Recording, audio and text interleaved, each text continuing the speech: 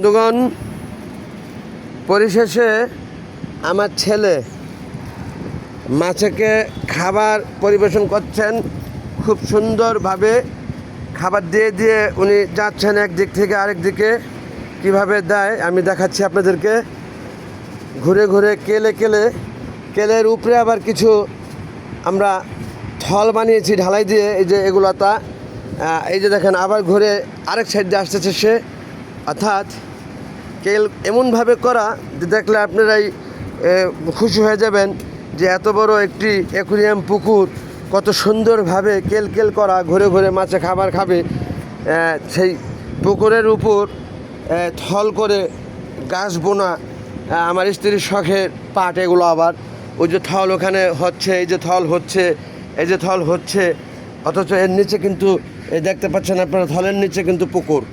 বিশাল একটি ফ্ল্যাটের সমান অ্যাকুরিয়াম পুকুরটি, লক্ষাধিকের উপরে মাছ, রেডটেল গাপটি ভরা এখানে আব্বা, অনেক অজস্র। যা কালকে চুপটি করে এসে ধরবো আমরা। মাছে খাবার খাওয়ার জন্য ঝাঁকে ঝাঁকে ঝাঁকে ঝাঁকে মাছ বের হয়ে আসছে। মাশাআল্লাহ, আমি একটু জুম করে নিই, দাঁড়ান একটু জুম করে নিচ্ছি মাছগুলা। সুবহানাল্লাহ, খাবারের গন্ধে একেবারে ভরে গেল মাছগুলো। ও মাই গড, ও মাই গড, ও মাই গড! খাবার দিয়ে মাছ ধরা, এদের সাথে বেমানি করা, এটা কিন্তু হবে না আব্বা। ও মাই গড! মাছগুলি রেখে খাবারগুলা তো আপনার নষ্ট হবে। হয়েছে, এই যে এখানে একটা খাও দেন তাহলে। এই যে গাপটি মেলা। ও মাই গড! মাছারণ্য খাবারে খেতে এসে ওরা ধরা খেলো অনেকে। ও মাই গড, ও মাই গড, ও মাই গড! আব্বা হচ্ছে মরে যাবে, অনেক মাছ জমে গেছে। ও মাই গড! এবার খাবারগুলা ফেলে দেন এখানে, প্যাকনেট মাছগুলো ছেড়ে দেন। রোজা রেখে দেখেন আপনি পিছনে মাছ আর মাছ, থাক আর ধোয়া লাগবে না। মাছ আর মাছ, মাছ আর মাছ। আল্লাহর রহমতে আল্লাহ দান করছে যা, ইনশাআল্লাহ সৃষ্টিকর্তা না চাহেন তো এই মাছ বাড়তেই থাকবে। সৃষ্টিকর্তা চায় যদি, তা কোনো দিন শেষ হবে না। অনেক অজস্র মাছ, আমার মন ভরে গেছে। এটা বারবার বলছি খুশিতে, আল্লাহর উপর খুশি হয়ে। এটা বলে শেষ করতে পারবো না। কয়টা মাছ ছেড়েছিলাম আমার তো তা জানা, কিন্তু লক্ষাধিক মাছ এখানে আমি হলপ করে বলতে পারি।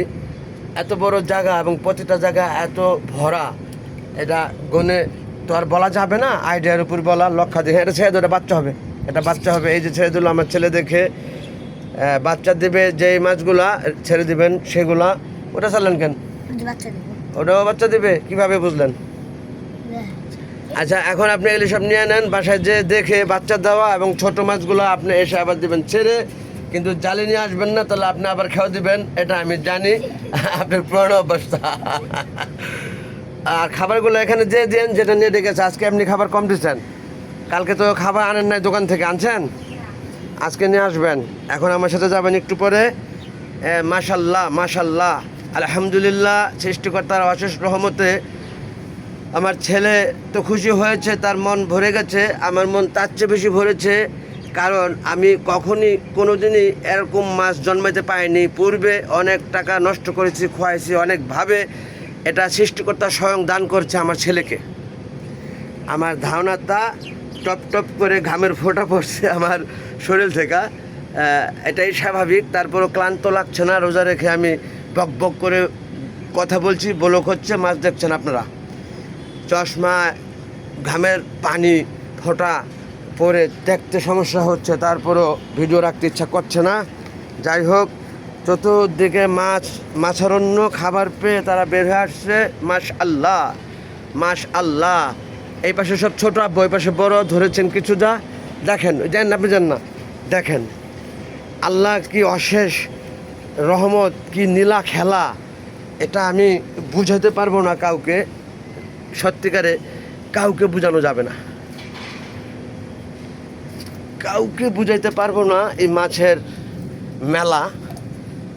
আমি বিড়াল আর কচ্ছপের মেলা বলছি, কেবল দুইটি বিড়াল আর একটি কচ্ছপ দিয়া, তাহলে এখানে লক্ষাধিকের উপরে মাছ, এত বড় পুকুরে ভরা, বিভিন্ন রঙের। তা এটাকে কি বলবো আব্বা? মেলার উপরে কিছু আছে ভিআইপির উপরে যেমন ভিভিআইপি বলে, মেলার উপর আছে কি এমন তো জানা নেই আমার। আপনারা আছে জানা? আপনারও জানা নেই।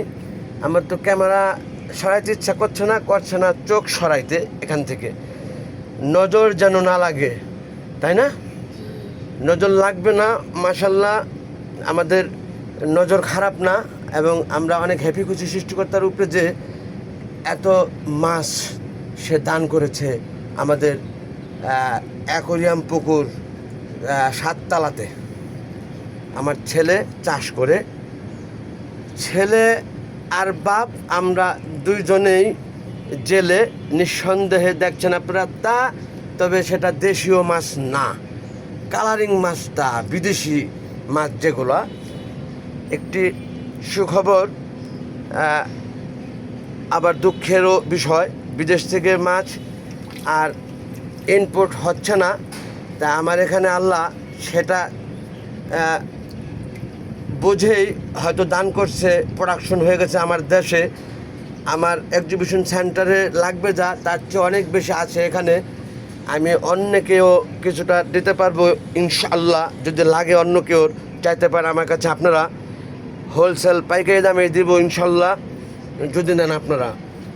তবে আমার খুব খারাপ লাগবে অন্যকে দিতে, কারণ আমরা এখান থেকে ধরে আমাদের এক্সিবিশন সেন্টারে রাখি, তো এরকম খারাপ লাগে না, ঠিক না আব্বা?